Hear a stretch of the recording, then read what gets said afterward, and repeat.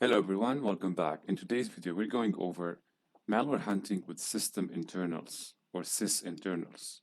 Now, sysinternals are the collection of tools produced by Microsoft for the purpose of Windows troubleshooting, but you can also use sysinternals if you are a malware investigator to look for malwares in a suspected system.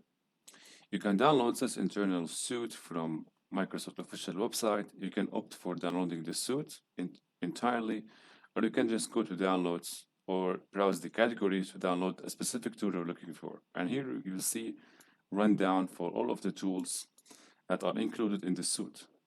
In this video, we're going to be talking about some of the tools in sysinternal suite that are used in hunting malwares. Specifically, we're going to look over these 6 tools. So the first one is Signature Check. Signature Check checks for unsigned executables in your system. Most often, malwares come unsigned. So if you use Signature Check, you will check for executables, or you will get a list of all of the executables that are unsigned by Microsoft. This will not narrow down the hunts for malware. It will just give you an overview of where to look. Now, second, we have TCPView. TCPView is a tool to view network activity. Most often, malwares use the network to transfer files, exfiltrate files, communicate with command and control centers, and of course, receive commands from the attackers. The third one is Process Explorer. Process Explorer is kind of a detailed, you can view it like a detailed task manager. So in Process Explorer, you will get detailed view of all the processes running. As we explained previously in the last video, when we explained the Windows core processes, we use Process Explorer to just get a detailed inspection of all of the running processes. Process Monitor. Process Monitor shows you in real time the file activity, registry activity, the number activity of every process. If you know how to work on Process Monitor filters, you will be able to utilize it to get real-time activity of every process you would like to check. Strings, most of you know strings. We use strings to view all of the alphanumeric characters in the executable in order to look for indicators of compromise, such as Bitcoin addresses, IP addresses, file hashes, strings that would indicate the presence of malware. Next, we have Autorun. Now, Autorun, if you remember in Microsoft, there was a tool called msconfig, or in Task Manager, you are able to see the startup.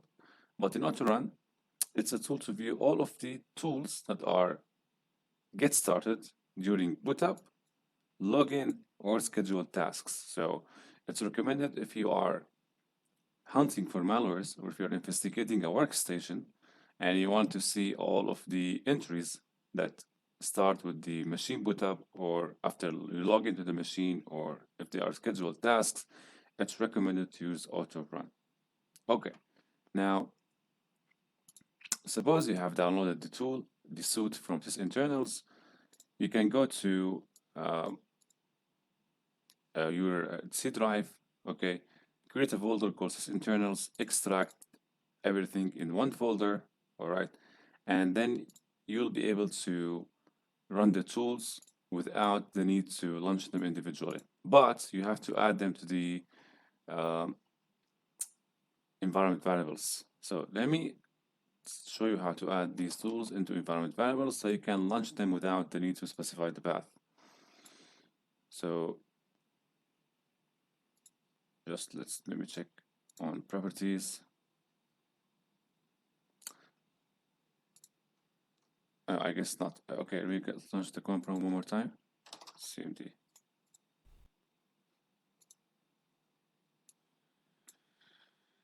Okay, so here we will launch sysdm cpl. All right, go to advanced environment variables, and here go down, click on path, and then edit. After clicking on edit, as you can see, I have added my own. In case you don't have it, just click on New and enter the path.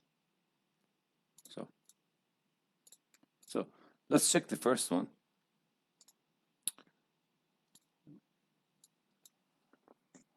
Let me first configure the view here to make the font bigger and see other options, cursor size, comment history. Well, we need more, so let's make it 28. See how this looks? I think it looks better. All right. So let me CD back to C drive.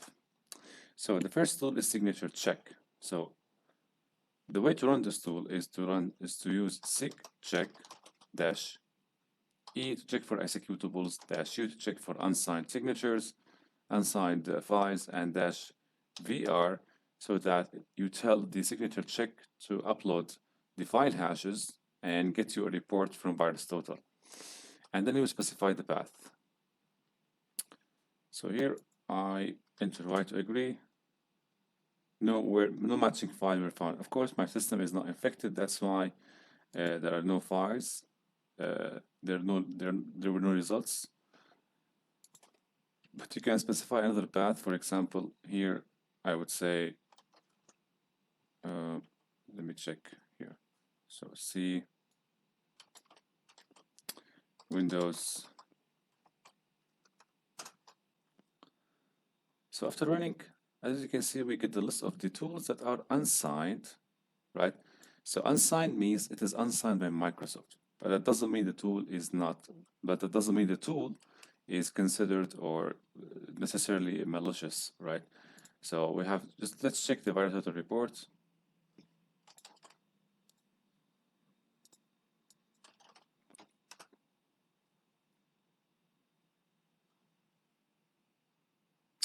As you can see, it is labeled as a P9 file by all of the antivirus engines.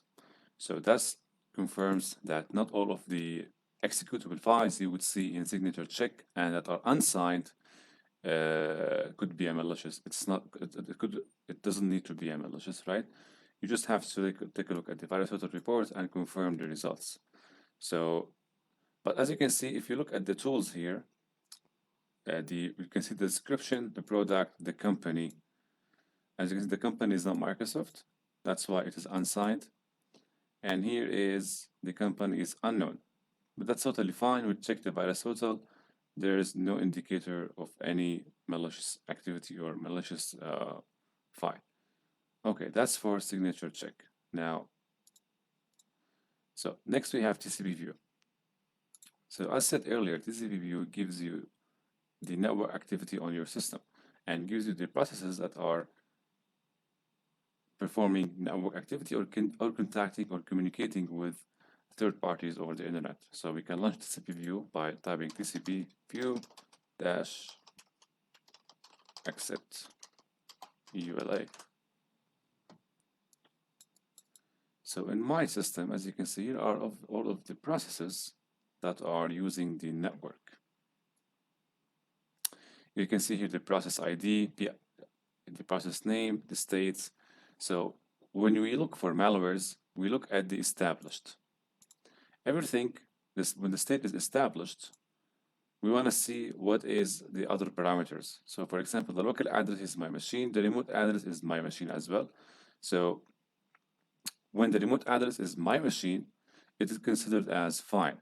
Now, once we see established, okay, we want to see a remote IP address that is not local machine, doesn't equal local to the local machine IP address. For example, here, as you can see, I have VMware using TCP, all right, and communicating with this IP address. Also, I have other tools such as Chrome, which is fine for Chrome to communicate over the network. All right. Here we can see the port, the created time, and of course we can take a look more at the process by right-clicking or double-clicking on the process and getting more details. For example, let's take a look at video, which is a closed wait. Nope, we need something that's established. Let's take a look at this one. So you see the path of the process. As you can see, the path lies in the installation folder of the VMware. Let's right click, and we can see here we can kill the process, we can close the connection, and we can perform WHOIS on the remote IP address. If I click on WHOIS, so WHOIS will perform a WHOIS lookup on the IP address and return the associated company name that owns that IP address. So what we got here, the information returned by WHOIS utility. As you can see, the domain name, the registry domain. What we aim to see here is the company name, which is not listed, as you can see here. Name server. There's a company name is not listed, but we got other information that are useful here. The registry URL. I think the company here is ICAMI. Okay.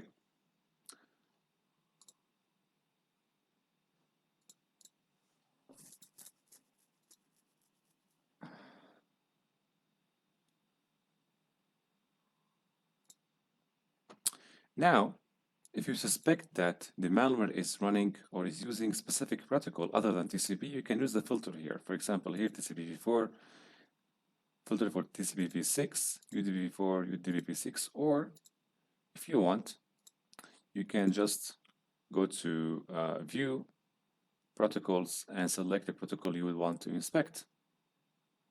You can refresh. So that's for TCPView. It's very simple. You just have to look for the processes that are using the network and are contacting remote IP addresses, perform WHOIS, and see if you can get any result. All right, the third one, Process Explorer. So we launch that by Process Explorer -exit EULA.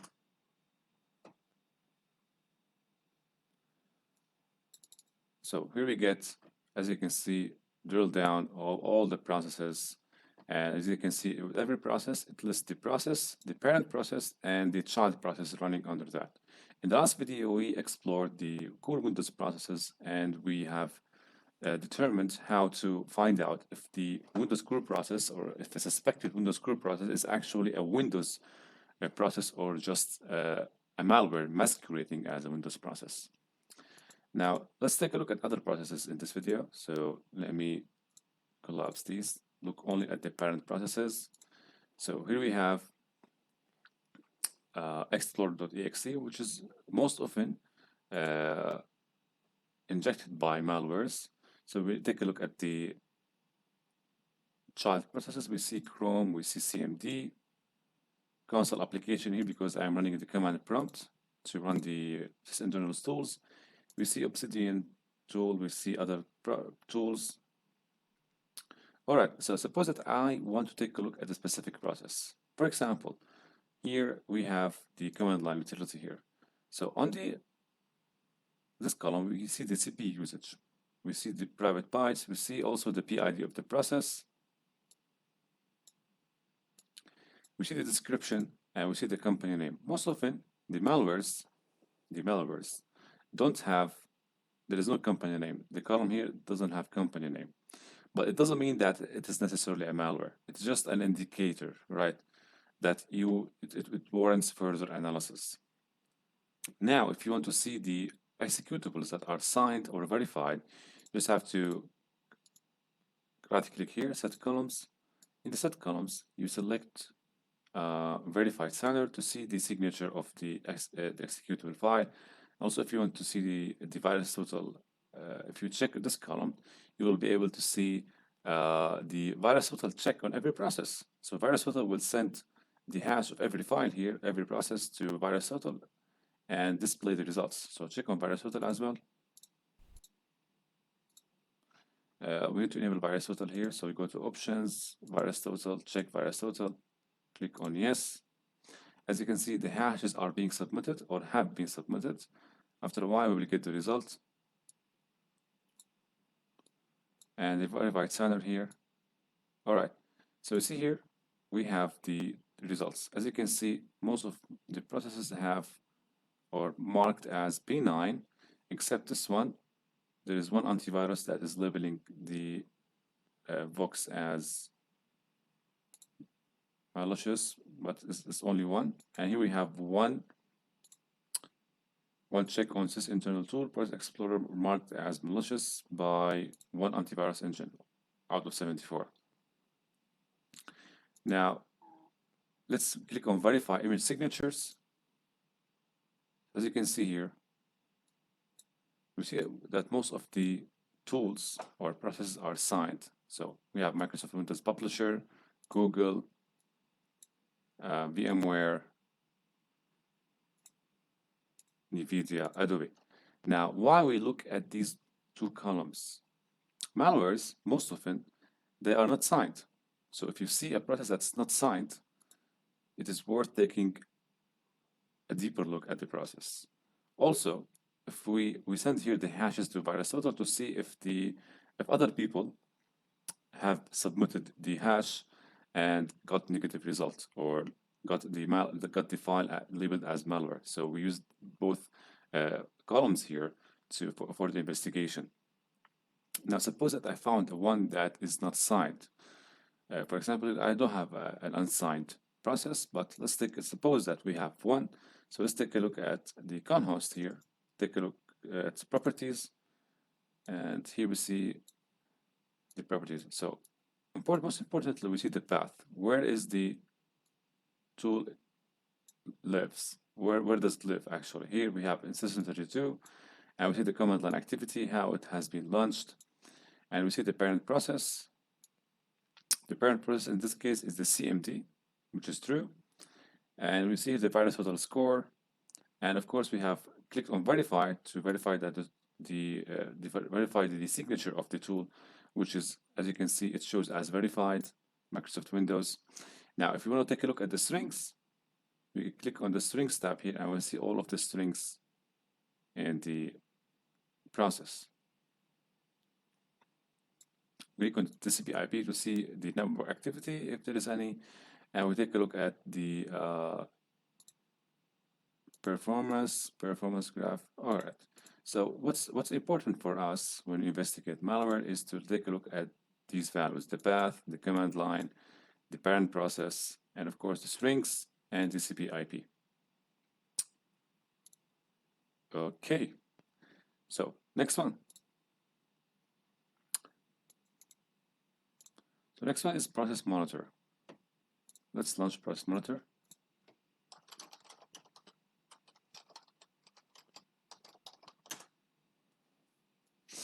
All right, Process Monitor, as you can see, captures in real time the activity of every process. It gives a display of the file activity, registry activity, network activity, as you can see here, read file, open file. So it is very overwhelming if you are investigating for malware to use Process Monitor in this way. So that's why we have to use the filter. The first thing to learn when using Process Monitor is to learn how to set up the filters. So we click on the filter and we check on Enable Advanced Output filter. So here I have a couple of parameters to check when I want to use the filter. For example, if I filter for specific PID here, I click on the PID and select is not. In my case, I will select is. Let's launch Task Manager to select specific process. For example, here let's see a process, for example.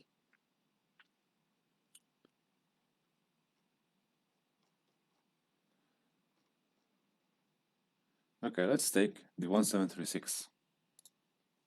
So 1736, click on Add, and now Process Monitor will filter the activity of this process. All right, click on Apply. So see, there is no activity here. Okay, let's see something else. Let's see the OBS 738. So 7, and cancel the last one. Apply. Okay, so this is the activity of the video streaming tool.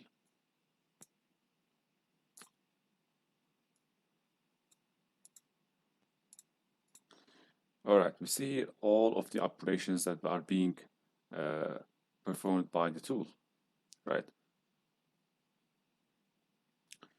You see it is querying registry values, writing keys, closing files, reading files, writing files. That's just the operation of the tool.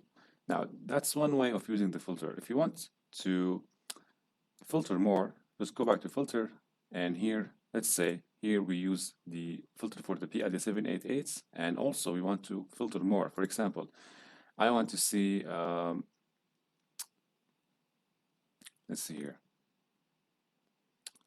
result sequence TID, path, integrity, image path, duration. I'm not sure what to do here, but for this process, but let's take the operation and see here what we have in the operation. For example, let's see the files that are being created by the process. So we select operation is and create file. Add, apply. So these are the files created by the process. See, and this is the path of the file.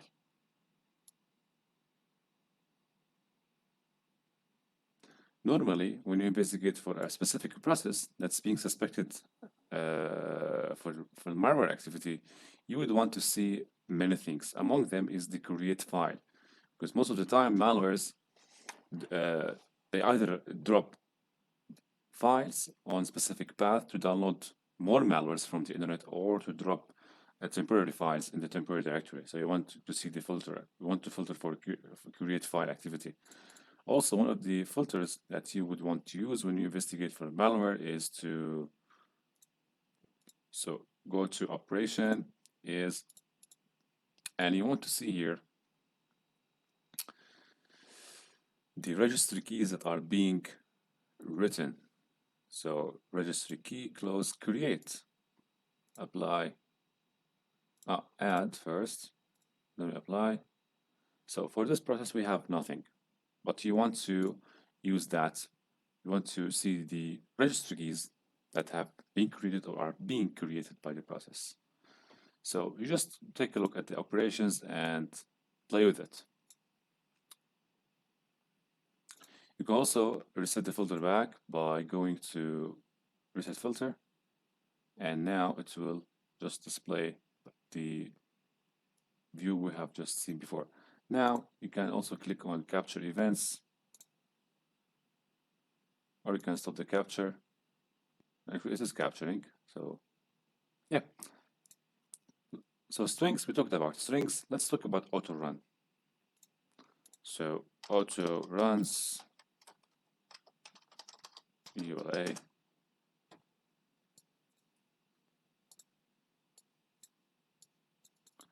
All right, so here we get to drill down of all of the processes or executables that are run at boot up or after login, or they are labeled as scheduled tasks.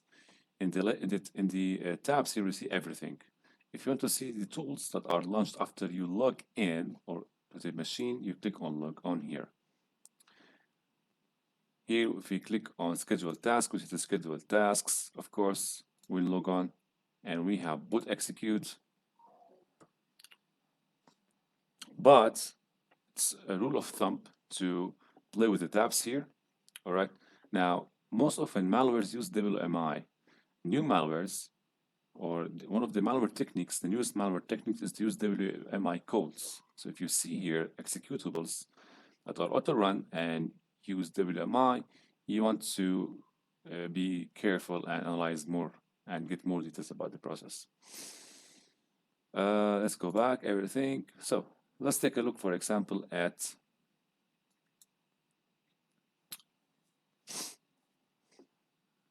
Adobe. Well, actually, I have nothing suspicious here. That's why.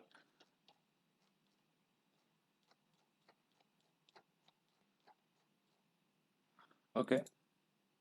Let's click on hide Microsoft entries. So we don't want to see the Microsoft entries. Now we see only the tools that are non-Microsoft or not Microsoft verified. hide VirusTotal clean entries as well. Enable VirusTotal checking. Let's enable VirusTotal. Scan options.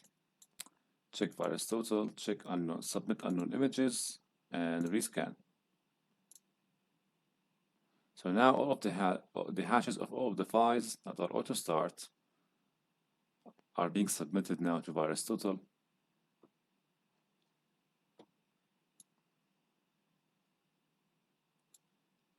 Also, it's good to check the path of the file. So for example, I have this one, ROS VPN, which I have deleted long ago, but I don't know why it is still here. Okay, so now, as you can see here, I have filtered the results. I have disabled the Microsoft signed executables. I only show here the executables that are non-signed by Microsoft, and of course, I see here the VirusTotal results. So I have 17 out of 74, 17 out of 74 for the task manager process hacker, which is something completely normal, nothing to worry about. And I have one for TeamViewer and one for a system driver here.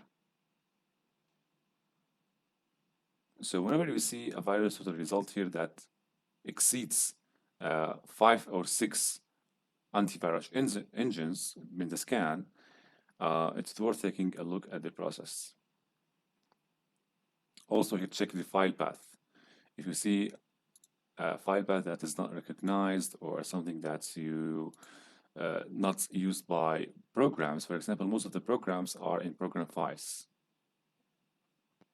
And Windows processes or Windows files, Windows executables in Windows System 32.